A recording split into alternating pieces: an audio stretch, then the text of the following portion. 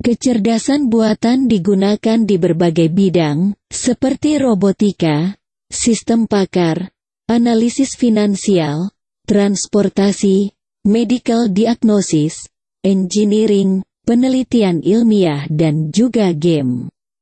Jadi, sebetulnya AI itu tidak terbatas pada robot-robot seperti gambaran dalam film-film fiksi. Sebelum kita lanjutkan, jangan lupa tekan tombol subscribe dan like. Terima kasih. Artificial Intelligence, AI, penggunaannya akhir-akhir ini semakin marak dalam dunia teknologi. Penggunaannya yang dapat memudahkan pekerjaan manusia. Semakin membuat AI terus dikembangkan semakin luas untuk dapat dimanfaatkan.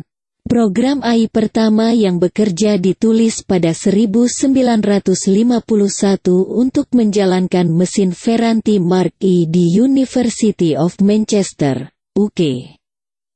Setelah itu, AI terus berkembang, bahkan dapat digunakan sebagai salah satu sistem pertahanan sebuah negara. AI pada awalnya banyak digunakan di sektor teknologi informasi seperti Google, Alibaba, dan Amazon, namun saat ini penggunaannya sudah bisa di berbagai sektor industri seperti keuangan, media, transportasi, kesehatan, dan hiburan serta akan terus berkembang pesat. Pengertian kecerdasan buatan adalah bidang ilmu yang mempelajari cara membuat sistem komputer dapat berpikir, bertindak dan menghasilkan keputusan layaknya kecerdasan alamiah yang dimiliki oleh manusia. Pembuatan AI ditujukan untuk mengotomatisasi pekerjaan manusia ke dalam sebuah teknologi, sehingga pekerjaan manusia menjadi lebih efisien dan efektif. Fungsi kecerdasan buatan untuk fungsinya, kecerdasan buatan memiliki cukup banyak fungsi. Kecerdasan buatan diharapkan dapat melakukan beragam hal yang akan memudahkan manusia mulai dari pemrosesan bahasa alami, mengenai persepsi, penalaran, menggerakkan dan manipulasi objek, mengenai pengetahuan, dan juga melakukan pembelajaran. Jika diambil kesimpulan secara menyeluruh, kecerdasan buatan berusaha untuk membuat robot yang memiliki kecerdasan yang mirip atau bahkan lebih dari kecerdasan yang dimiliki oleh manusia.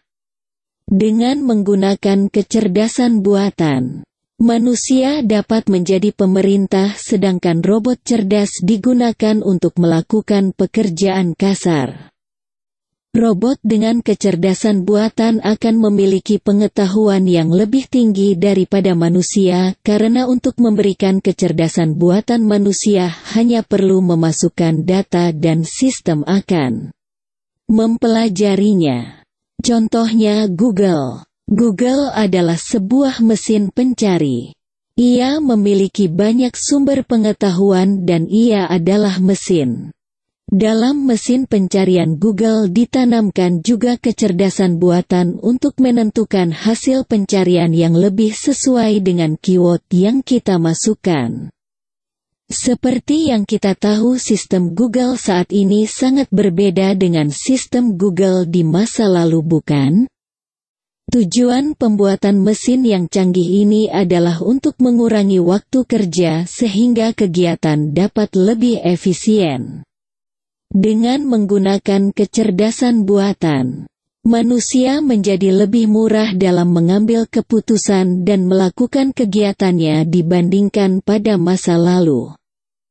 Bukan hanya lebih mudah, penggunaan kecerdasan buatan dalam komputer juga membuat waktu pengerjaan sebuah kegiatan menjadi lebih cepat. Contohnya, dahulu untuk melakukan searching di mesin pencari kita perlu mengetikkan satu persatu huruf di kolom pencarian, bukan?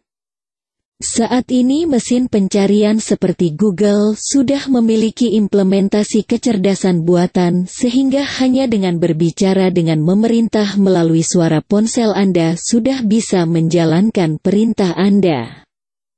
Hal ini merupakan tujuan dari penggunaan kecerdasan buatan, yaitu untuk memudahkan dan mempercepat pekerjaan. Pada sistem keamanan, teknologi ini mampu membantu mencocokkan wajah orang yang masuk daftar pencarian, misalnya di area bandara, pasar, mal, hotel, terminal dan sebagainya. AI mampu mendeteksi keberadaan seseorang secara akurat sehingga memudahkan aparat keamanan untuk menangkap pelaku kejahatan yang diburon. AI pada dunia kedokteran mampu mendeteksi benih kanker sejak dini melalui deteksi air liur atau darah. AI pada sistem militer dapat dipadukan dengan rudal dan pesawat tanpa awak sebagaimana drone yang kini digunakan.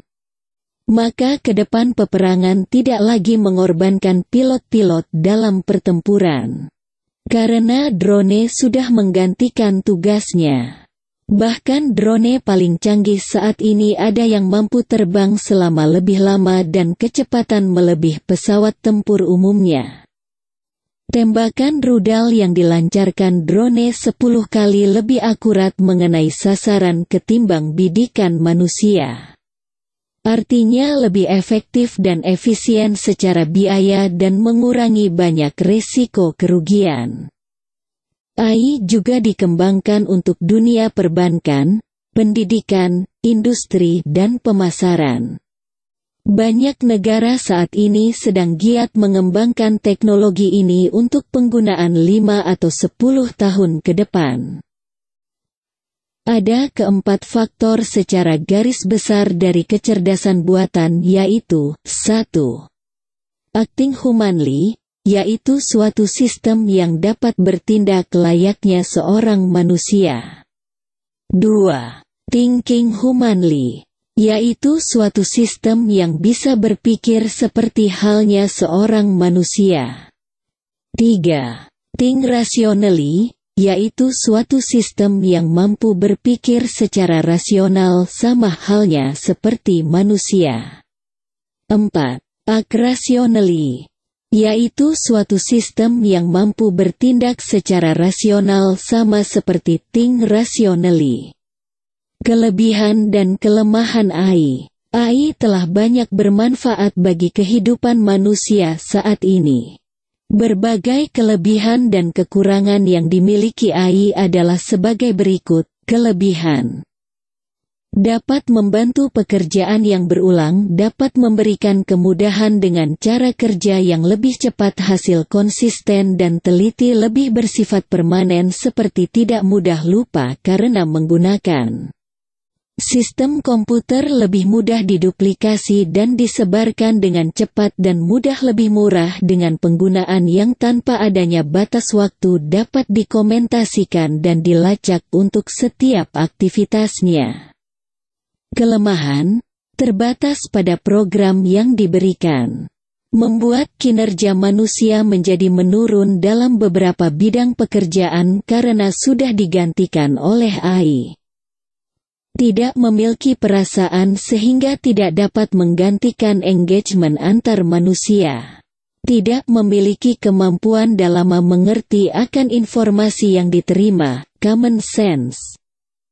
Pemanfaatan AI yang paling dekat dengan kehidupan kita sehari-hari adalah di dalam smartphone kita melalui asisten virtual Google atau Siri yang masih terus berkembang dan mungkin akan lebih cerdas lagi.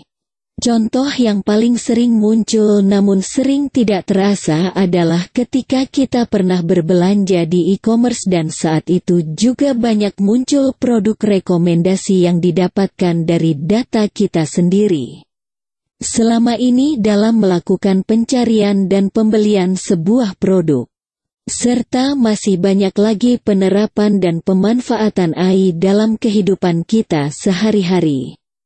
Tentunya hal ini sangat mempermudah dan membantu pekerjaan manusia. AI bukan untuk menggantikan posisi manusia. Teknologi ini ada untuk menambah kemampuan kita dan membuat kita lebih baik dalam melakukan hal itu. Artificial Intelligence terbagi menjadi dua, yaitu Strong AI dan Weak AI. Strong AI merupakan sistem dengan kemampuan kognitif manusia dan disajikan dengan tugas yang tidak dikenal. Sistem Strong AI juga ternyata dapat menemukan solusi tanpa campur tangan manusia.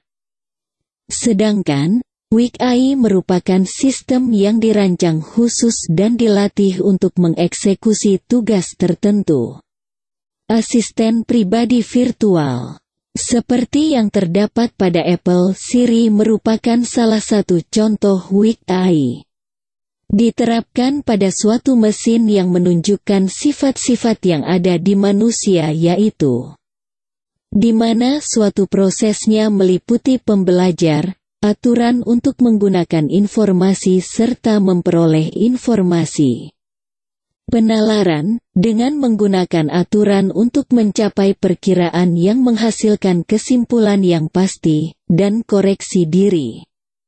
Karakteristik ideal dari artificial intelligence adalah mengambil sebuah tindakan yang memiliki peluang terbaik untuk mencapai tujuan tertentu dan kemampuannya untuk merasionalisasi. Demikian yang dapat kami informasikan tentang studi artificial intelligence atau AI ini. Semoga menambah wawasan kita semua. Jangan lupa like dan subscribe channel kita ini ya. Terima kasih.